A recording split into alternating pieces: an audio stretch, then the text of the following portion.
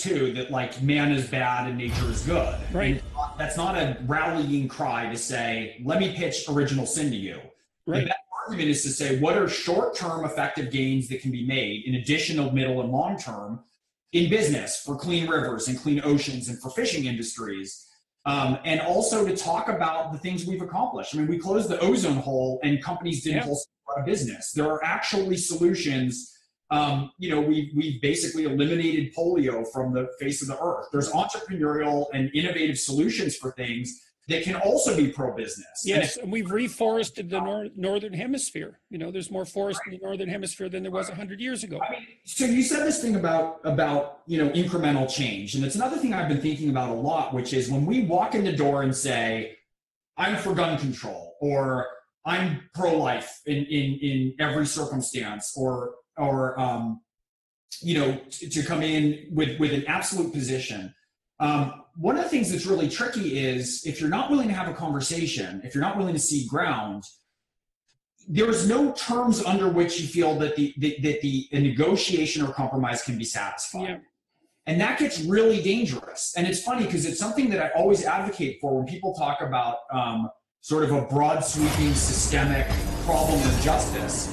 The problem is it doesn't boil it down to a level of resolution that you can get traction from all the people that you need, because people feel like, well, what's the solution? The solution is to throw everything away, positive and negative, and change everything. You're not going to do it. And it's a problem we saw with Occupy Wall Street. It sort of spread from generalized corruption. And incidentally, they were targeting sort of the banks and the bigger systems almost more than they were the government, who was allowing a lot of it. But then as it kept rolling into issue after issue after issue, it starts to get very complex of like, well, if we concede and make changes, are there any terms under which you'll be satisfied? And I think that's one of the aspects of coming in on positions of like pro or against universal health care, right? Pro or against the Second Amendment. There's no ground to be had there because everyone's just digging in their heels. And I feel like it's also a bit of a product of social media and the fact that we've all been sort of infantilized to sort of these likes and dopamine hits that keep driving virtue signaling, and that goes for both sides. It goes for both sides. If you can get a real slam or dig in on your opponent, then good for you. And meanwhile, in the middle, there's a ton of Americans, there's a ton of kids in education systems that need real solutions. And it doesn't matter how much we're signaling what our beliefs are in our respective bubbles. It doesn't come down to real solutions. Well, it's also much more difficult to generate real solutions because it means you actually have to have some domain knowledge. And it isn't obvious, for example, that the classic forms of media that politicians have used to interact with the populace have rewarded high-resolution knowledge, because it becomes, it's easy for it to get tangled up in the details, for that kind of discussion to get tangled up in the details. But these longer form conversations might allow people to unpack some of that in a more intelligent way. Well, yeah, for instance, there was a great discussion between Dave Rubin and Ben Shapiro at one point talking about abortion, and they're on opposite sides of it. And what was really interesting was it was civil and there was no denigration of the opposing side. Mm-hmm. And Dave also was saying, look, I don't have an exact answer of when, for me, it becomes uncomfortable. Like there is some point that it moves from something that is into a point that he's not comfortable with abortion. There's a certain date that would happen, or a certain point in trimesters. And so it's hard. There aren't super clear and easy answers. And, Ben has a different position. Obviously, he's much more conservative on that front, but that's a position. It's weird. I have a lot of friends who were born again Christians, and it's like, that's a position you can't just dismiss. Like, you have to talk about it like that's a human position for people who have that belief. I mean, so for me, what it really comes down to when there's these sort of different positions on stuff that's really fundamental for people is to say, look, I feel like Democrats have to talk about it in ways that are more humanizing, which is, I don't actually know what I would do in that circumstance if my wife, was pregnant, or a girlfriend. Like, it's a really hard choice. It's not something that's just flippant of like, oh, it's a cluster of cells and it carries no emotional weight. I just don't find that to be true. But for me, there's a certain point where I don't think that's ever true for anyone who has an experience like that. Right. So and I feel like way to approach it. Well, I think that the answer is like, look, I don't know what I would do. I don't claim to have all the answers morally. The one thing that I believe is I don't want the government coming into your house and into your bedroom and telling your wife or you what to do. Like that's something I feel like it's so deeply personal, and sometimes all you have are shitty choices and choices that aren't good. And the flip side for me is I don't know what the alternative is when we're really talking with specifics. I don't know what government mandated pregnancy looks like. So if a daughter or a niece who's 18 is pregnant and doesn't want to have a child, I don't know what the solution is to that. Like, how does the government then mandate that and oversee that? And so these are conversations that I think are legitimate conversations to be had, but from a position of respect rather than sort of slogans or the fact that people who are pro-life are anti-women, because there's a lot of women who I know who have deeply held pro-life positions. And I think it has to be a bit of a conversation that for me, I feel like these are really personal choices. I have a strong libertarian reaction to it. And I also don't understand what the solution is going to be if that does become something, that somebody doesn't want to have a child. I don't understand how the government mandates that and what that looks like for those 9 months. And so, it's not an approach that's dismissive, that's all or nothing. It's an approach of having a conversation about, differing values, and we have differing values, and we have to figure out how to talk about them in ways that aren't dehumanizing. So what do you think, what's a good plan for the next few months? What are you going to try to do? Well, I have a number of plans. I mean, one of them is to keep Democrats focused on nuts and bolts issues. I also really, there's a lot of Republican voices that I think are really important. I mean, I really like Evan McMullen. I really like Rick Wilson. There's a number of commentators who have been really interesting and compelling. I listen to the broad spectrum of everything. I wake up every morning and also read the Drudge Report and watch Fox News to have an understanding of what opposing narratives are, so that I can understand the full sort of spectrum on what's bothering people and what isn't. And Shapiro's a really good voice as far as I'm concerned, because he's as intelligent an articulator of the social conservative position as you could hope for. And so he's a great whetstone against which Democrats could sharpen their knives. Well, because if they can confront him in a reasonable argument successfully, then they've really got the argument down. Because Shapiro is very fast. And here's the thing with Ben. He's got a great brain. I actually would like it if he was playing less defense and actually could be engaged the way that Eric has, to be like, look, what are your solutions and thoughts on this front? There are some things he said that I deeply disagree with. Like, I don't believe that all trans people are mentally ill. He has some positions, but nothing that I've seen indicates to me that he's someone who can't conceivably be reasoned with. He's also pointed out in places where he believes he's screwed up. He's written whole articles about reversing his position on things, or stuff he said that was dumb. And, well, that's his words, not mine. But, it's like the Ralph Waldo Emerson, a foolish consistency is the hobgoblin of little minds. It's like, how many of us have a completely consistent set of ideas? And so I feel like with Ben, and there was that big issue where Mark Duplass came out and sort of said, well, why don't we listen to him? And there was a big uproar, and then he apologized. And I think that's an interesting thing to discuss, because from my perspective, you have 3 views if you're liberal on Ben Shapiro. One is that he's an alt-right Nazi, which I don't believe. I don't believe that he's so far alt-right. I should say fascist, not Nazi. Yeah, and we need to define what the hell the alt-right is, too. The alt-right is basically a cover story for white supremacy and for an ethno-nationalist state. And to target everybody who's conservative as an alt-right figure, which is something that's happened to me repeatedly, is absolutely counterproductive. Right. Because especially you have whole hour lectures on your opposition to the alt-right. I mean, it's very easily disprovable. But with Ben, like, let's say for the sake of argument that that's who he is, which I don't believe. Why would you not want to pay attention or follow him or keep an eye on him or know what he's saying? It's not like he's some crackpot, he's someone who's very influential and has a lot of followers. So even if it's the case, which I don't believe it is, I don't understand how not paying any attention to what's going on with him is helpful. I got to say, one of the highlights. This is actually the error that I think Apple and Facebook and Spotify and so forth just made with Alex Jones. Because they think they banned Alex Jones, but that isn't what happened. What happened was they pushed his millions of followers underground. That was a very bad idea. And they're making a martyr out of him. And they're justifying. He's a little on the paranoid side, let's say. He's a real conspiracy theorist. And the worst thing you can possibly do to someone who's paranoid is to generate a conspiracy to take him out. Well, and my belief is the best thing you can do, and Alex Jones has said virtually nothing that I agree with on any front, is to give him as much airtime and as much rope as possible. Or to at least allow him access to that in the same way that everyone else has access to it. You know, because like I don't watch Alex Jones, but there are a number of people on the right that I keep an eye on, or the farther right, because I want to see what they're up to. You know, and as soon as that becomes impossible, then you have no idea what those people are up to. And how the hell are you supposed to be able to deal with it if you can't figure out what it is? Well, or if you're not watching it. Like, I'm a big fan. Like, I'm a big fan of the aspect of the ACLU that was the Skokie aspect, which was we show up if Nazis want to march, right? And we will protect their right to peacefully march. And it's like, people who I despise, it's like, get out there. At a point, you'll be crushed by the free marketplace of ideas. I have that belief. At a point, but you have to allow for it. And the more that we murder and shut down, I think we don't know how many people were watching Alex Jones to keep an eye on. Right. You know, I don't imagine it was a tremendous number of people, but it wasn't none. Right. Right.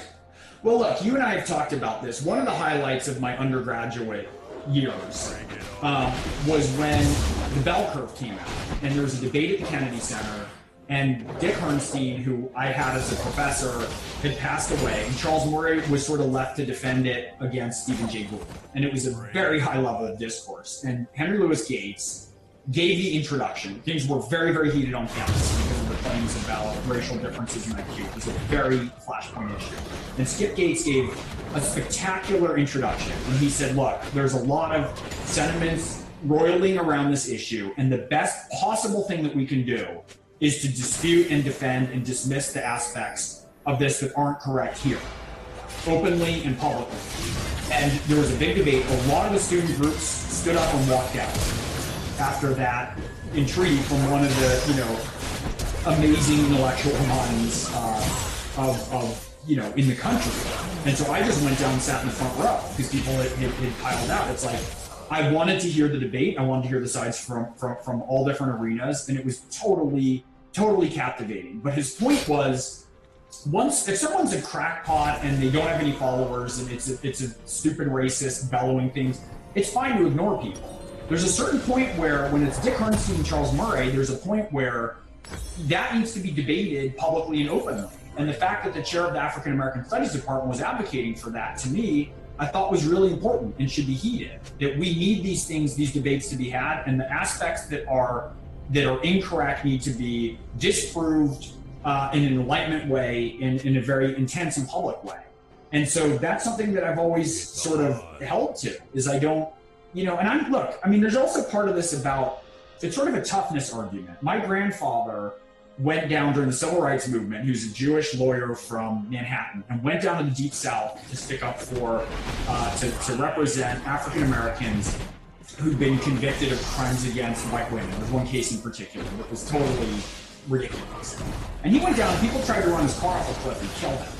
And so part of it for me too is like, I'm from that mindset of like tough liberals who actually can stand up. We need people to be toughened on all sides of discourse. And I feel like, when people were burning copies of Ulysses, I feel like we're supposed to be the ones with the fire hoses putting out the fires. We're supposed to be the ones who can be really tough and stand our ground. And if we can't do that, if we're going to duck from those fights and that hardening of a sort of intense, positive, really tough version of what the points are that we're arguing, then it's not a legitimate case. We need to be, that's who we need. It's a tough time and we need tough discourse. Yeah, well, that is exactly why you have to seek out the most articulate exponents of your opponent's position. I just had that experience talking with Sam Harris, and we talked for 10 hours. And, there are things we agree about. One of the most fundamental things is that both Sam and I are concerned that our ethical structures, it would be better if our ethical structures were grounded in something that was self-evidently solid. And so he wants to do that. He wants to ground ethics in the realm of fact.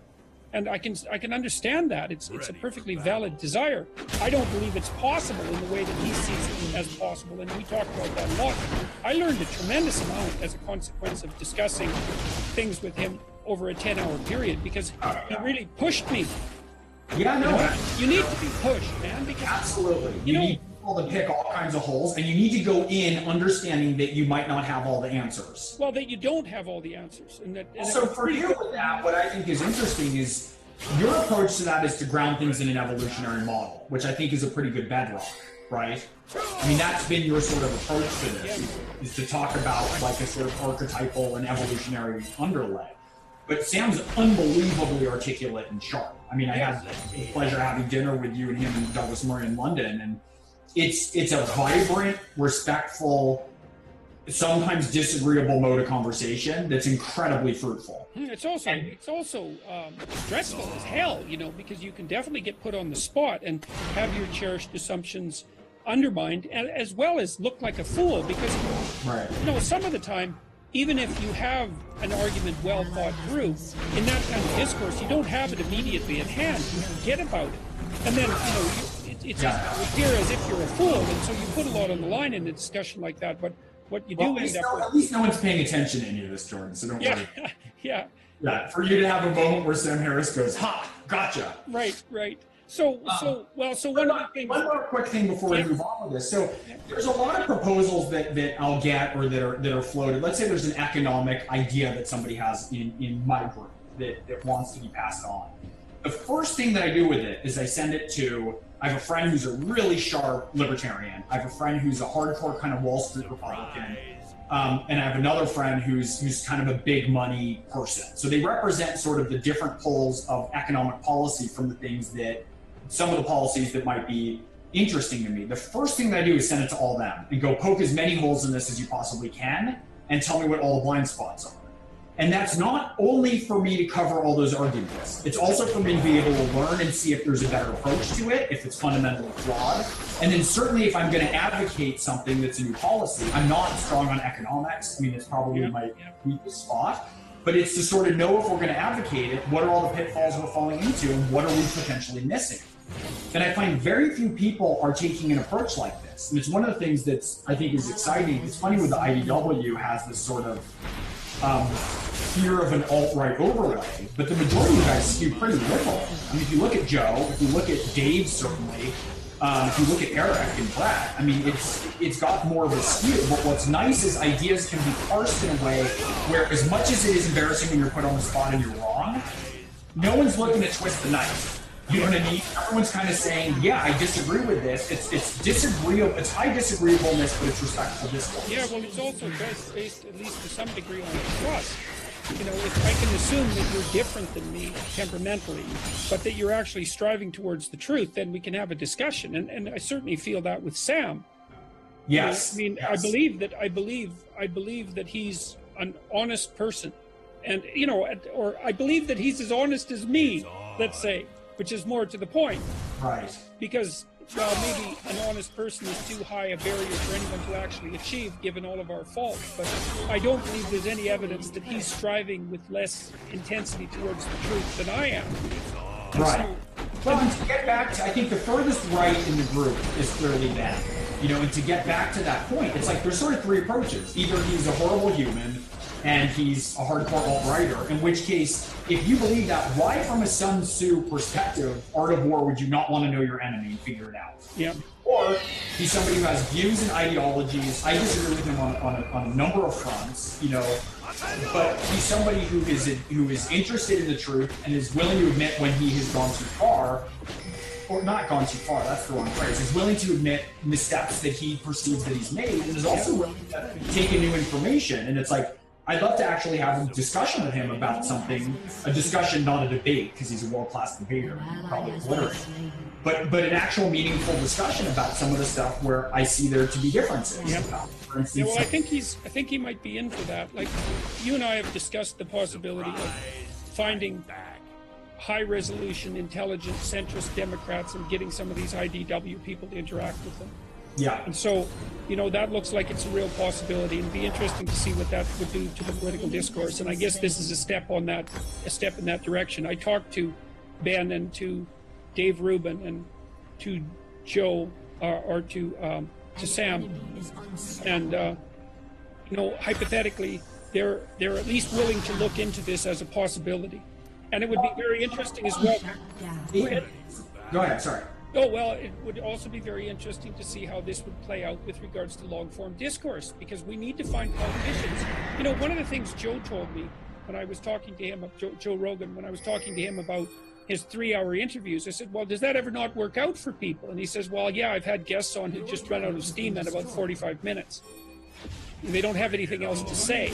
And we don't need politicians who run out of steam in 45 minutes. We need people who can engage in intense discussion for 3 hours without running out of detail, without running out of ideas. Right. A detailed grasp of the political realm, and we need to be able to see that. So we can move away from these like 6-minute CNN interviews and. Well, yeah, it's moving away from the tweets and the nonsense, which to my mind is inherently polarizing. It's like, look at what this, asshole hardcore lefty did on a college campus, or look at this most egregious example of something that's over here. And I'm not saying those things aren't important or that we don't have to pay attention to them, but the vast majority of people in America right now need real nuts and bolts solutions, and there's sick of corruption. Maybe there's a technological rule here. So imagine that this is like, we could call this the Peterson principle, let's say. The narrower the bandwidth, the more likely polarized information will be delivered over it. I think it's great, but I think we should call it the Hurwitz principle. You'll have to come up with a more elegant formulation. But it seems to me that that's highly probable, because if you have to compress complex information into a very narrow channel, and broadcast TV would certainly qualify, and Twitter, of course, even worse, is that you have to radically oversimplify it. Right. Well, and I'm always torn between this because, like I said, I have a lot of friends, across the gamut of political orientations. I read a lot of news and follow a lot of people across the political orientation, like all the way left to right. Not far right or very far left, but I'm talking about within the reasonable polls. And it's amazing to me how skewed it is. If you turn on MSNBC and then Fox News, we're in two different worlds. If you read the Huffington Post and the Drudge Report, and so it's very easy to get, I think I have more of awareness of what the triggers are for conservatives and what the triggers are for liberals, but also the fact that these triggers are getting this outsized airtime constantly by this condensed means of information. And I think that's where, the IDW, there's way more listeners to you guys than makes any fucking sense. The fact that you had 10 2.5-hour lectures on the psychological underpinnings of the Bible and that more than 2 people watched that makes no sense. And so there's a ton of people who are really curious for more in-depth analysis that is not being met elsewhere. And I think that's where the polls have been missing. I think that that's proverbially the group of people who are being missed and who aren't being discounted. Yep. And it's really important that we have this more in-depth conversations about it. So that's our little conspiracy plan, so to speak. Then is to take the IDW. Just between us. Right. Is to inquire if the people who've been loosely grouped together as the IDW are willing to engage in serious discourse with to begin with centrist Democrats. It doesn't have to be limited to that, but I think that's a nice counterplay too, because for me it can even be Democrats who aren't centrist, who are tilting even left of that, who are willing to engage in reasonable discourse and might even have, different districts and states have different notions, and it might really make sense for an aspect of the party that's further left to test something in San Francisco or New York and see what new ideas come out of it, right? It's just, for me, it can't be with moral condescension, and it can't be a purity test. You and I have talked so much about how the left and the right get off track in different ways. Yep. The right gets very fascistic, and you see them coming. And it's fascistic overlay. We know what that is historically. It will go heavily towards voter suppression. There's a lot of issues that are very highly problematic on that side of the fence. And when the left it gets ethnocentric in the superior sense, right? Yeah. Yeah, and or illegal or hardcore power grabbing in a way that's effective, let's say. And with the left, cannibalizes and it's purity tests and it goes kind of crazy that way. I think that we are seeing from the Democrats now an awareness that real solutions need to be offered. Again, anti-corruption is a huge thing that I'm seeing Democrats start to tackle in a very serious way. Healthcare, jobs, education. And it's really important that these things get brought out. And so for me, it's we can test things that are further left and see if they work or don't work. Yeah. But we also need to do that from a position that isn't morally condescending and a position that's also appreciative of different cultures in different places around the country. What's going to work up in New York isn't going to work in Alabama. And liberals are so good at, I think, in understanding and appreciating other cultures. You know, like, it's one of the things that is sort of a trademark. But it's interesting to me that I think we have fallen down on our understanding of different cultures within the United States. And so it's this very interesting divide that, like, if it's foreign or perceived as exotic, it's all good. But, like, we need a better understanding of certain cultures also, you know, like Alabama and Texas. Yeah, and the right certainly is guilty of this too. I mean, the right treats Chicago as if it's some, like, horrible, you know, no man's land. I'm not saying this is a problem only of the left, but I'm saying we can really benefit with conversations. I'm talking to a lot of candidates in Oklahoma, in Orange County, in Texas, who have an understanding of their constituents, and what they want to do is help them and to present a reasonable alternative of real solutions to them about real issues and not the bullshit that everybody is engaging in. It's absolutely essential. And if we offer all that and lose, then tough luck. We got to make a better case. We got to make a better argument. Like, we screwed up. We got to try harder. Yeah. And by the way, the other thing, Jordan, that's really heartening I'm seeing with a lot of the actual candidates, as opposed to the noise, is more and more of an emphasis on personal accountability. You know, it's about helping people and creating new opportunities for them economically, but in a way that empowers them with the freedom to sort of make their life or make their mark, if that's a freedom that they can seize. It's about sort of trying to level a baseline. Like, we talked about how healthcare can be super helpful for business and for entrepreneurial ventures. We talked about why it's essential for the robustness of communities. But it's about setting the terms under which people can be free to make choices and to perform at a level that they want to build their whole future. So it's not that it's a shift from sort of us running ahead and blocking for people to us trying to lift the constraints so that people can have better choices for their families, for their kids in their education system, for their own work, so that they can do better and make their own mark. And because a lot of what we're standing on, a lot of the successes that we're standing on as a country are on the shoulders of working men and women. That's a lot of what's accounted for the things that we've done well. And in fact, a lot of the world, frankly, a lot of the world has benefited enormously from the working people of the United States. Yeah. You know, in a way that I don't think gets nearly enough recognition. And so I see the accruing financial success of the poor around the world, which is happening at a very rapid rate, is in large part a consequence of the sacrifices made either willingly or unwillingly by the American working class over the last 30 years. Absolutely. The working class its competition with the world has been opened up at the level of the working class first. And that's been unbelievably beneficial to the rest of the world, and probably a pretty good medium to long-term strategy. Because, well, and the American working class, it's like they've built affluence for people around the globe. Like, they're heroes. There's no infantilizing of them in a way that's derogatory. And it's like, it's our job to make sure that they can have choices for their future, that they are free to compete, at least with the same rules that everybody else competes, to differentiate themselves, because they've always kicked ass. I mean, it's an amazing, amazing workforce, and they've always done well. And it's like, if people are complaining about, you know, entitlements, it's like, we can also look at corporate subsidies. It's like, it's not about one tilt or the other. It's about the same rules that people need to differentiate themselves. And it's about creating more freedom for them to reach their accomplishments. Well, it seems to me that the Democrats would have a lot more success and also be able to generate a counter narrative to the radicals on the left if they made the assumption that there's all sorts of good things about free market capitalism, but crony capitalism is not one of them. No, and that's part of your emphasis on, let's call it regulation of corruption. Like, the free enterprise system works real well, except when it gets warped and twisted. And so we have to remove the warping and twisting so that people do have the opportunity to compete and to cooperate as freely as possible. And that's in everyone's interests, including radical capitalists, because to the degree that the system is corrupt, then that reflects badly on the system and produces a tremendous amount of opposition towards it. Absolutely. And you want that.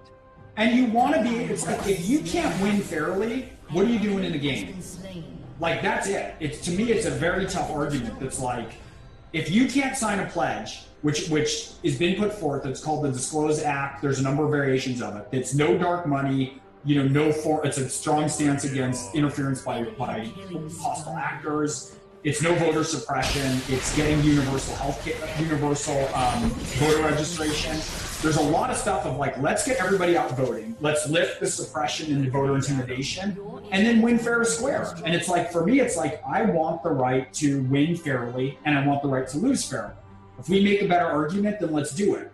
But it's also anti-gerrymandering, which is a really big problem. And there's a lot of people who vow to not participate in gerrymandering and to also have it be either bipartisan committees or judges who determine the boundaries of districts. Well, it's really quite an outrage that it's not bipartisan committees. It's ridiculous. Imagine stepping onto, into a boxing ring and telling someone that you're going to fight them, but they can only step in certain areas and you can go anywhere. And they can only hit you with a jab, but you get to use your full battery of shots. It's like, man up, right? Step into the arena. If you think you can win, then win fair and square. And there's a big emphasis, I think, that's not getting enough press of Democrats cleaning up our side of the aisle in a way that is accountable and that is going to be clear. And that everyone should agree with. There's no one who should disagree with that. I believe if you're a Republican and you want to win, you should be aware that you can win fairly and under the same rules. And that, we can all agree on that, I think. Yeah. Well, it would be nice if the Democrats too could help everyone figure out what the problems actually are. Because right now, mostly what we see in the media is a discussion of pseudo problems. Exactly. And so I'd like to see what are the real challenges that confront us at the moment, and what are the proper solutions to those challenges? Yeah, it's so funny because I feel like the racial discourse or discourse around racism has gotten so loaded and so complicated since President Trump has run or has taken office. And I feel like all sides of the issue are like, there's nowhere you can step without being a landmine. And for me, it's really important to boil down to, I went with a program called Defy that goes and runs an entrepreneurial program in the prison system. And it's absolutely unbelievable how, what I call the prison industrial complex works, the privatization of prison. And you can sidestep all the arguments about who's doing what and who's responsible. African Americans, who are up for drug charges, the exact same drug charges as whites, are 600% more likely to get put in prison. Like, that's a straight stat. That's not, well, they're doing more crime. There's no argument to be had about that. There are certain unbelievable biases of how, African Americans and people of color are put into a prison system which profits from them and which they're doing a lot of work at basically, no wages. It's very problematic. Anybody would agree with that across the spectrum, I think. If you look at those numbers, and it's patently unfair, if there's one thing... We need to have an intelligent discussion about drug policy. That would be a real start. And about the prison system and who it's skewed towards, and the ways in which it is unfairly implemented. And that's a no shit major problem. And if you discuss the actual hardcore facts, and if you can boil it down to those things, no one's going to disagree with that. So you know what Bjorn Lomborg did? This is really interesting. He's a Scandinavian. He used to be an environmentalist. He still is, but he calls himself the skeptical environmentalist now. And I really like Bjorn Lomborg. He wrote a great book called How to Spend 50 Billion and then a few years later, 75 billion to make the world a better place. A book I would highly recommend. And this is what he did. And this is a really nice procedural achievement. He looked at the UN. I hope I've got this story right. It's a while since I read it over. The UN puts out a lot of development goals, like I think they have 150 development goals, something like that. And that's too many goals. You can't do 150 things. And I worked on a UN committee for a while, and we were trying to prioritize the goals because you have to prioritize things in order to accomplish them. And one of the things we discovered was that you couldn't prioritize the goals because every goal had its constituents, and they were outraged if any other goal was prioritized over theirs. And that was a terrible thing because, well, that's like tragedy of the commons, because the goals couldn't be prioritized and they couldn't be accomplished, essentially. Mm-hmm.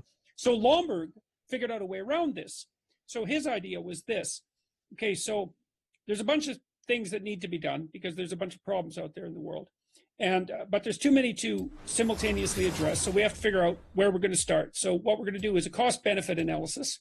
So we're going to concentrate on doing as much good for the least amount of money as we can. And that's going to be our initial strategy, because why not, right? Because money is a scarce resource and it involves human labor and human intelligence and all of that. And so you don't want to waste it. But he didn't believe that he would be capable of doing the prioritization. So what he did was get 10 teams of economists together, some of which were headed by world-class economists, people who'd won Nobel Prize, and he had them organize teams, and then he had them go through the development goals and prioritize them and make an economic case. And so then you had 10 separate cases. He said, here's the rule. You've got $50 billion. You can spend it on whatever you want, but you have to justify it in terms of cost-benefit analysis, and you have to choose from this list. And so then he got each economist to generate a list of their priorities. Then he averaged across the lists and came up with a final list of both problems, which is a big deal, right? Because the first issue is, what are the problems that we need to solve? Like, you know, you might think, well, what politicians should be generating is answers. It's like, no, that's not right. If you're trying to solve a complex problem, a set of complex problems, the first thing you want to do is formulate the problems properly. And then you work towards defining what the solutions might be. So it'd be really interesting to see if we could have an intelligent political conversation that would concentrate on defining what the actual problems are. And it's not capitalism versus socialism. Right. That's not a problem. That's the problem. What's fun is everyone gets to scream at each other and then be superior and get in zingers and get in retweets. And then without having to know anything about anything. Right. And there's no actual motivation towards trying to come up with solutions to the vast majority of people who are dealing with real problems. And that's the part that pisses me off, is it's like, it's this masturbatory venture of discussing the overall culture. And, you know, if you turn on the news, it's these little sound bites of the most, you know, sort of tabloid nature of the furthest extremes versus nuts and bolts discussions of what actually makes sense. Yeah. Okay. So what we need to do, let's say generally speaking, is we got to figure out what the problems are. Like what are the most serious problems that currently confront us as a society? That'd be a nice start. Like, what are the 15 most crucial problems that confront us as we move farther into the 21st century? That's a hard question. And then I think the first, okay. Go ahead. Well, I mean, the first thing for me looking at the system is political corruption. And I'm not aiming that at either party. I mean, I have my opinions about which party does that more, but neither one is perfect. And the average rating of Congress right now is 15%. I'm sorry, it's 18% is the approval rating of Congress, which is Beto O'Rourke says is slightly above syphilis. It ain't good. And if you don't believe that the people in government are serving your needs and are instead, you know, more interested in furthering the big money donors over the interests of people, which is proven out time and time again, that's a huge problem. When trust is eroded that the people representing you are representing rich donors rather than average Americans and seeing to your needs, you can't get anywhere. And I think that's part of what's so important about this pledge that a lot of Democrats are working on. It's a pledge to say, here's what we will disclose, and here's ways that we will clean up our side of the aisle. And I think if it's essential. It's essential that you start with your own reflection of fixing the things that you need to fix in order to make a better argument. For me, corruption in government's the top of the list here. But go ahead. Well, I was thinking more of it procedurally, not so much in terms of what the problems might be. I mean, one of the problems I see emerging, well, one of them would be this increase in political polarization, which I think is very, very dangerous. I think another potential problem on the horizon is something like, as our society becomes more cognitively complex, which is happening very, very rapidly, the number of people, the proportion of people who are likely to be dispossessed as a consequence of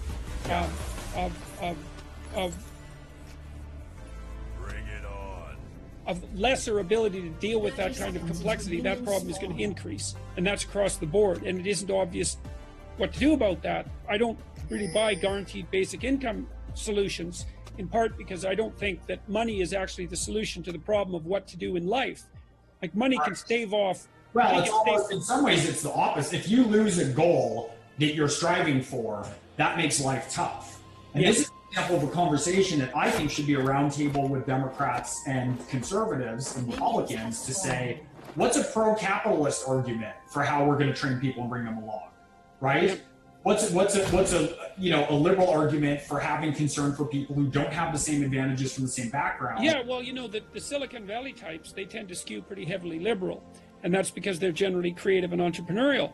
But they're very rapidly building a world in which people who are at the lower end of the cognitive distribution are going to be adrift. Right, and we need to fix that from both sides. So rather than saying all or nothing, right, like tough luck, capitalism, free market, forget it, or, you know, we need to support every single person in every single way, that has to be the subject of complicated, in-depth conversations with people weighing in from a variety of different political views. It just has to be. In order, it's so complicated.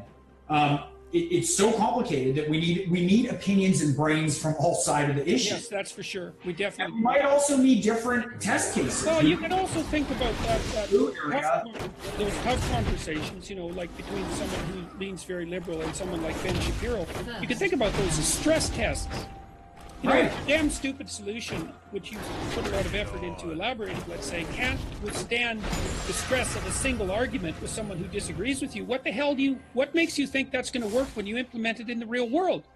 Obviously, it's going to fail merely because those people are going to object to it, independent of its objective merits.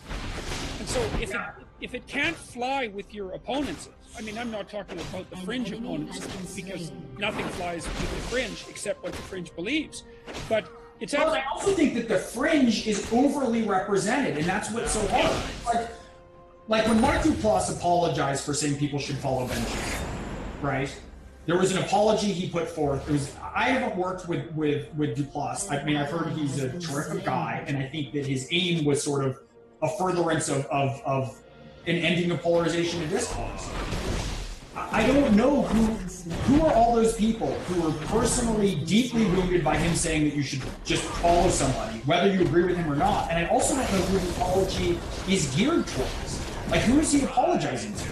And if we have sort of a mob dictate, I mean, the one thing I say a lot, and this is especially true in Hollywood, is there's a huge and widening gap between conversations that people are having in public and what they really believe in private. Yeah, that's the sign of a creeping totalitarianism. That's really, really dangerous. Yeah, yeah. And it's also from both sides. I'm not just saying that this is a liberal value. I think there's a lot more people who have more complicated views that they don't feel safe to articulate because fear of complete reputation slandering, right? They'll be out of work, it'll be everything else. And so it's a very interesting thing.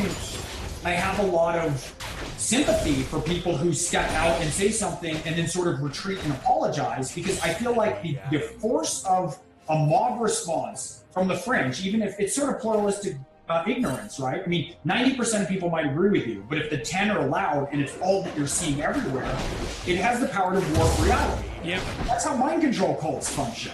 You know, mind control cults, one of the first things they do if they can get you off to a complex is privacy deprivation. And everywhere that you look, if there's two versions, they try and split me. I went undercover into mind control cults to research one of my novels. And when you're there, everything that I say that is cult bread, they're splitting cult bread from bread.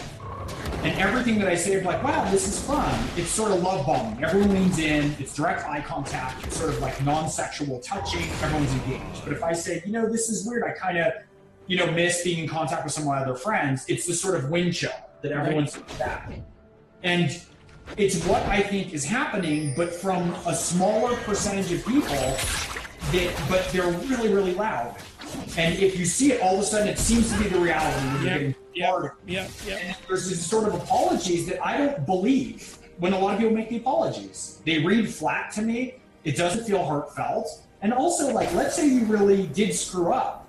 Like, part of what we need to do is screw up. Part of what we need to do is think about things and say things and overstep and go, wow, that was kind of a screw up. But what's a blanket apology to society versus individual stuff to say, hey, I forwarded this position. I wish I'd articulated it better. I don't always articulate myself perfectly. Here's probably what I should have said, rather than I'm so sorry to have had a thought that isn't appropriate. And we're seeing this across the boards, and I think it's really dangerous. Well, part of what needs to be done, and this is something we already talked about, is to generate better dialogue that isn't like that, and hope that the mere fact that it's of much higher quality is sufficient to attract people to it and away from this other nonsense. Yes, it's hard because, as you said, the shorter the span. Like, I have people who know that we're good friends. You know, our work is kind of tangled up. We mention each other in our books. We've known each other since I was, 20 years old. And people will say, well, he believes in coerced monogamy. Like, dismissed. It'll be one thing. And it's like, it's an anthropological term or sociological term with specific meaning that takes one Google search to sort of prove that it's not that Jordan Peterson is running around like in a World War II propaganda poster, like dragging women off into the caves of giving them to useless men. Right. I mean, but it's so disprovable, but it's also so damning on a format like Twitter where you have, 280 characters. Yeah. And so it's that reputation thing where, like, if you associate with you should never be discussed again. You should follow Ben Shapiro, whether you agree with him or not.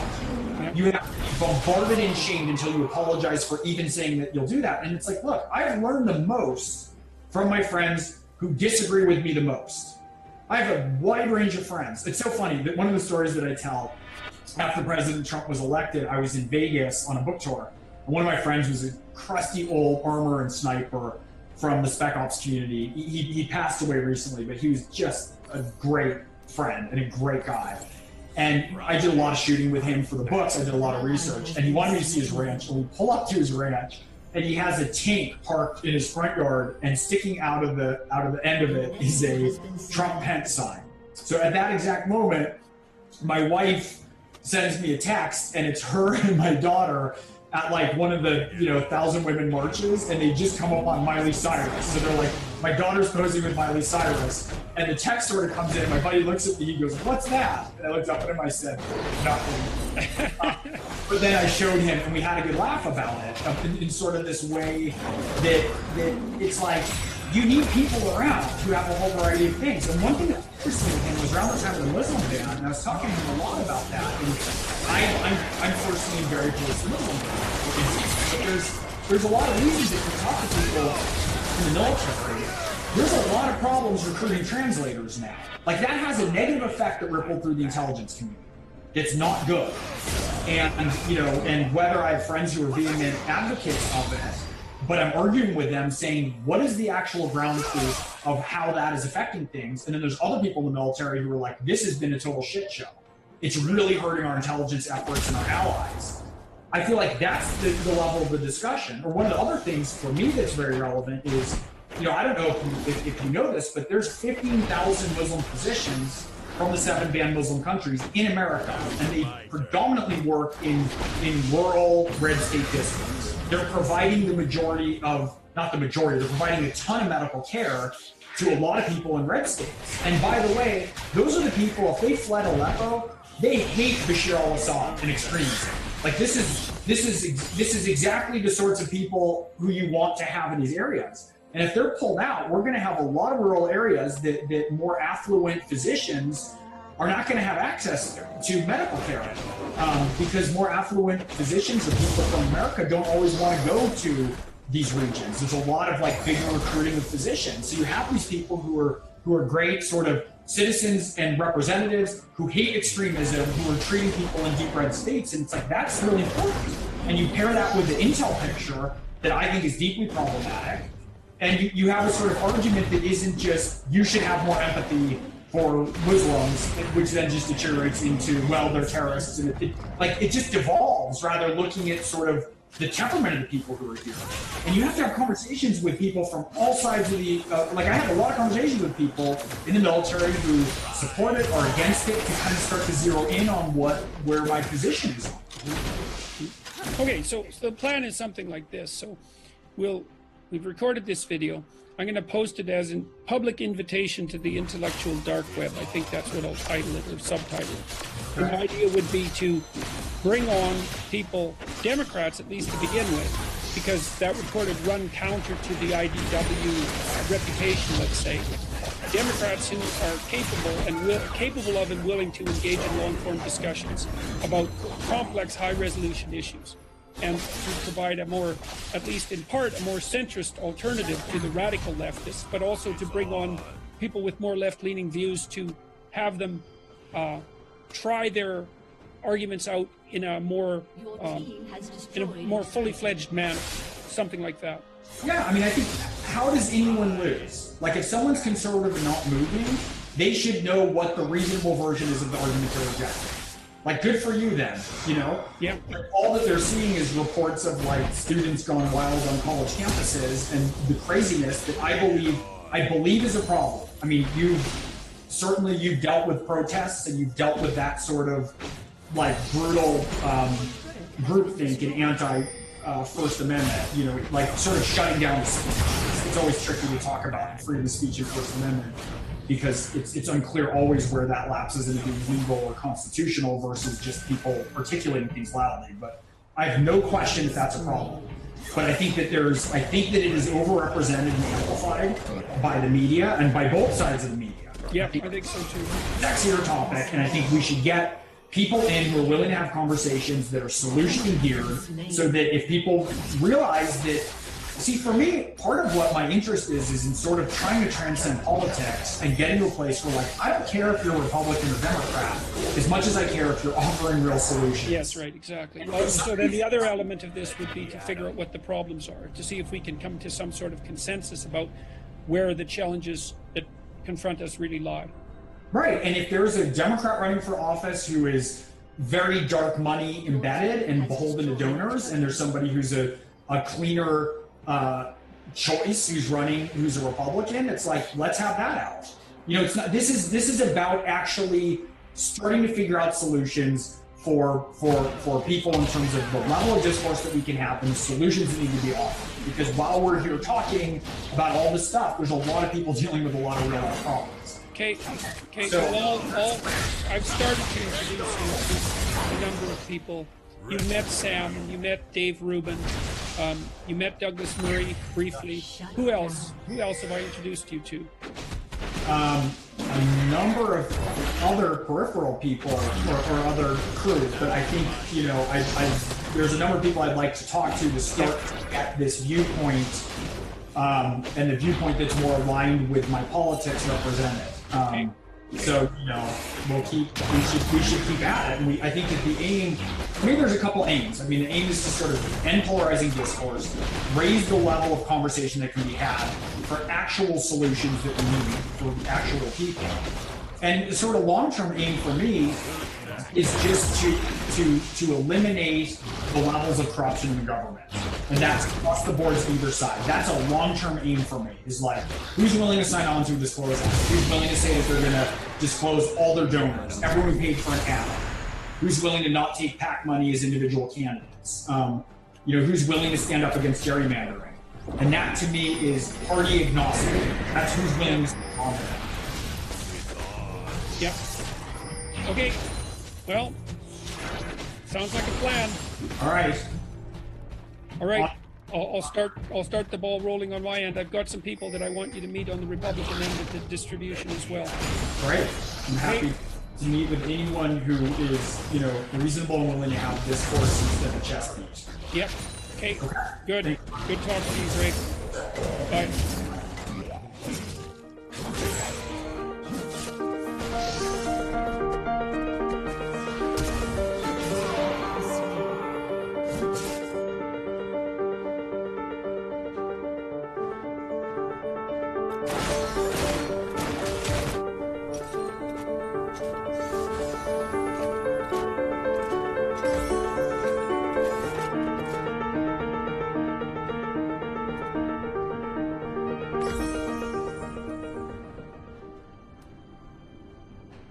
Hey there, audio listener. You are a miracle. Most people watch this show on YouTube because of all the visual elements. Some of these sketches might actually not make a whole lot of sense. So you can head on over there if you're a Mug Club member to CRTV to watch all of it.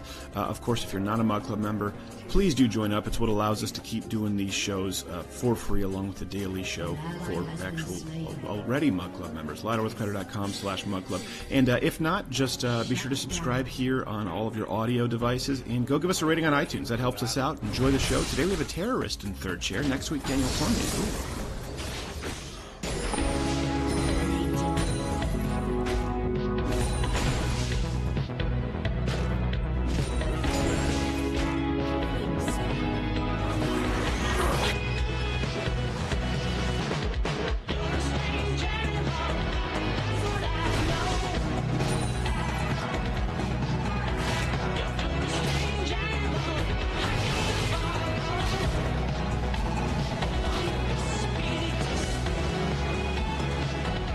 call the captain's chair because I've been watching River Monsters lately, and I've gotten to the last season, and he's no longer in rivers.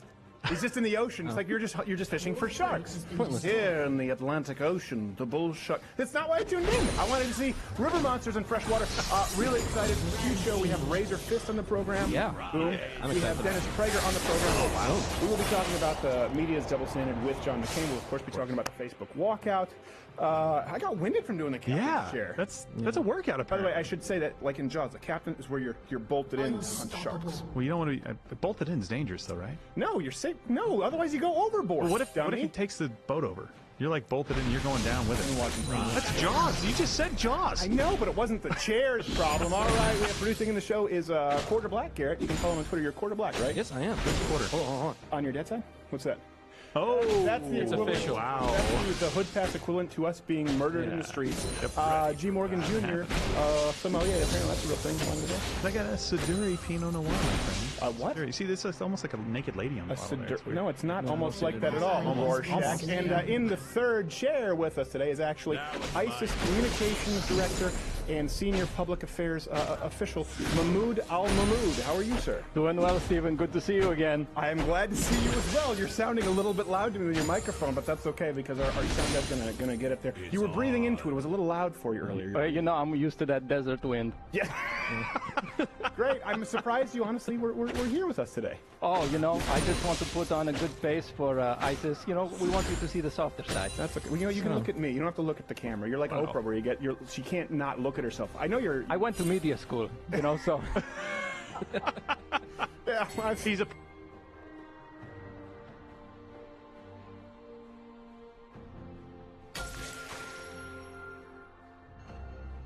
Surprise! I'm back.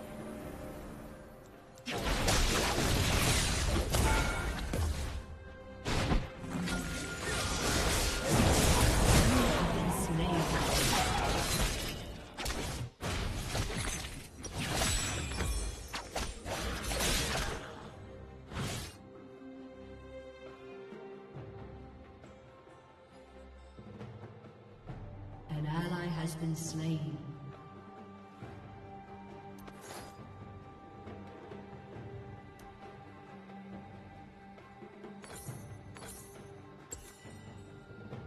Shut down. An enemy has been slain. An enemy has been slain.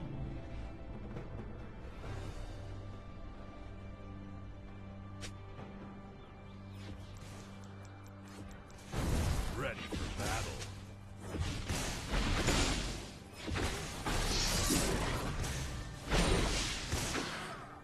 An enemy has been slain. Ready for battle. Your team has destroyed a turret.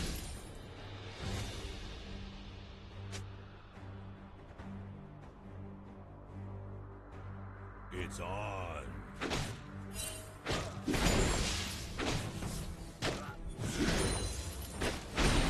Killing spree. Bring it on.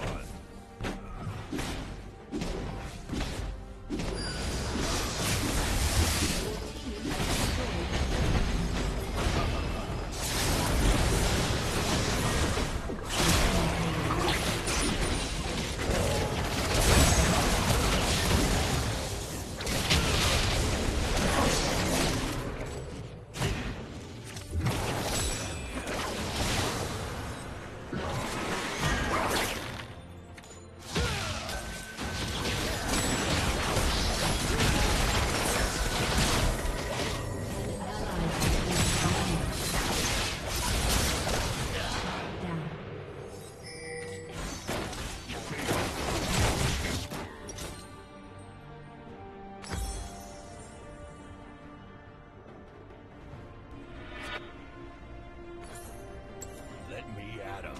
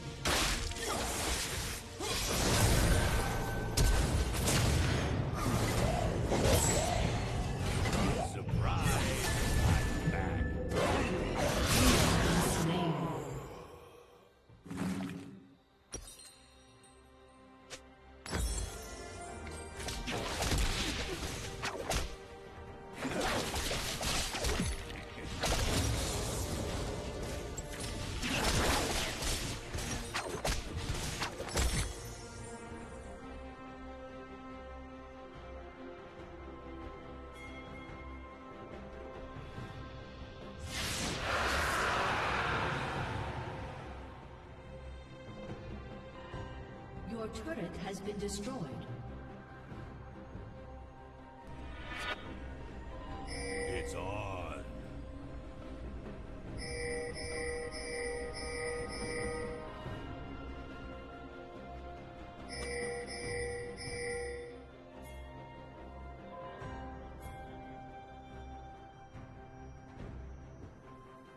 Enemy has been slain. Shut down.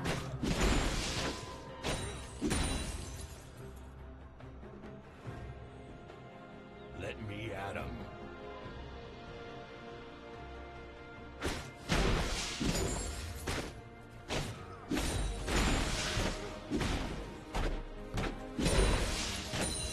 Surprise! I'm back.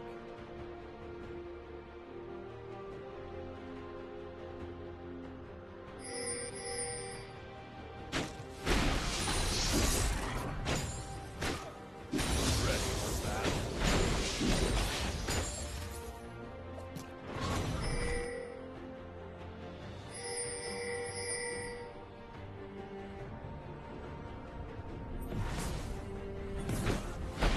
It's on. An ally has been slain. Killing spree. He has destroyed a turret. An enemy has been slain. Double kill. Enemy killing spree.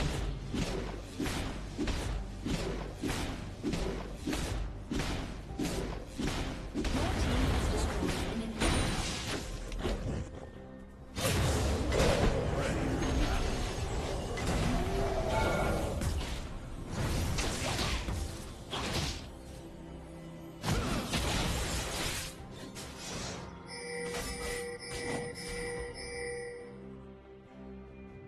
Surprise! I'm back.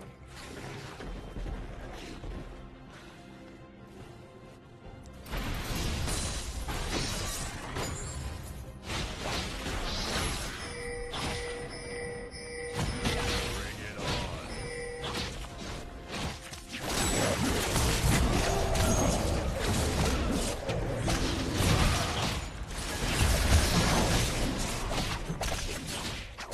It's on.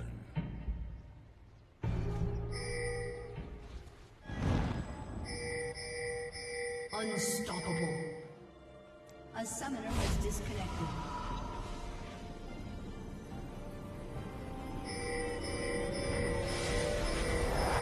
Shut down.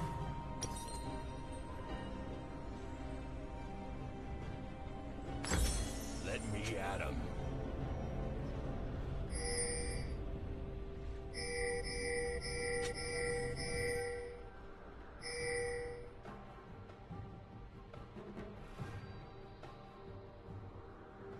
A summoner has reconnected. An enemy has been slain.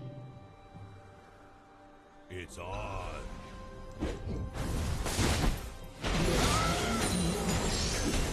Enemy rampage.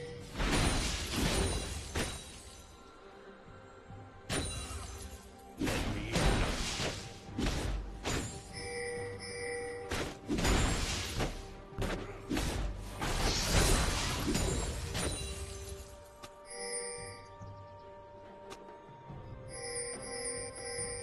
Ready for battle.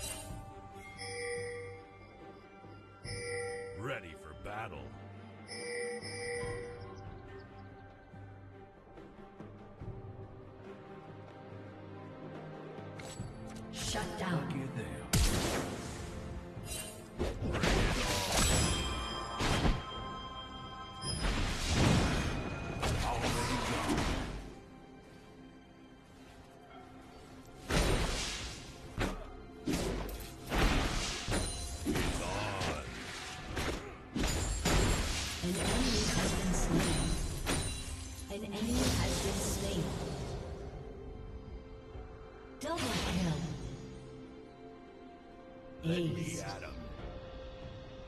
Shut down. Your team has destroyed a turret. Your team has destroyed a turret. Your team has destroyed a turret.